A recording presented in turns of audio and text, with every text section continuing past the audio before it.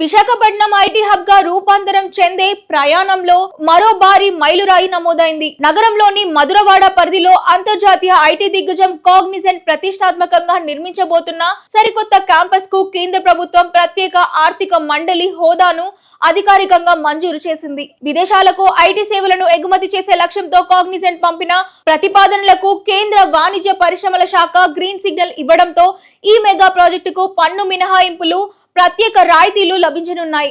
ఆంధ్రప్రదేశ్ ప్రభుత్వం మధురవాడ పరిధిలో కాగ్నిజెంట్ సంస్థకు 22.19 ఎకరాల భూమిని కేటాయించింది.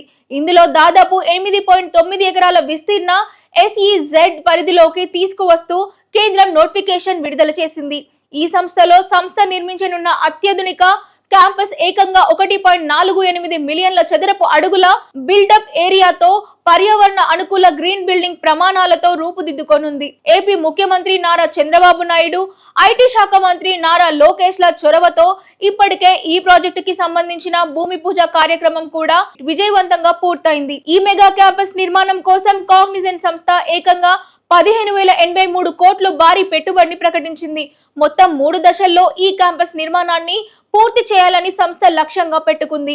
ఈ ఏడాదిలోనే దీని మొదటి దశ నిర్మాణ పనులు ప్రారంభం కానున్నాయి. ప్రాజెక్టు మొదటి ఫేజ్ పనులు పూర్తి చేసుకుని 2029 ప్రారంభం నాటికి అందుబాటులోకి రానుండగా 2033 నాటికి పూర్తి స్థాయిలో 3 స్టేజ్ల నిర్మాణాల పూర్తి కానున్నాయి. శాశ్వత భవనాలతో సిద్ధమయ్యే లోపు తాత్కాలికంగా మధురవాడలోని మహతి టెక్నాలజీ భవనం నుంచి కాగ్నిజెంట్ తన తాత్కాలిక కార్యకలాపాలను కూడా ఇప్పటికే ప్రారంభించింది. విశాఖ చరిత్రలోనే అత్యంత భారీ ఐటీ పెట్టుబడిగా నిలిచిన ఈ ప్రాజెక్టు ద్వారా ప్రత్యక్షంగా మరియు పరోక్షంగా 10,000 నుండి 15,000 వరకు కొత్త ఉద్యోగ అవకాశాలు లభిస్తాయని అంచనా వేస్తున్నారు. ముఖ్యంగా artificial intelligence, machine learning, digital engineering, cloud solutions వంటి అత్యాధునిక సాంకేతిక రంగాలలో స్థానిక యువతకు అంతర్జాతీయ స్థాయి ఉద్యోగాలు దక్కనున్నాయి. కేంద్రం ఇచ్చిన SEZ హోదాతో గ్లోబల్ మార్కెట్ లో విశాఖ బ్రాండ్ ఇమేజ్ పెరగడమే కాకుండా రాబోయే రోజుల్లో మరిన్ని అంతర్జాతీయ టెక్ కంపెనీలు వైజాగ్ వైపు క్యూ కట్టడానికి ఇది ఒక బలమైన వేదికగా నిలవబోతోంది.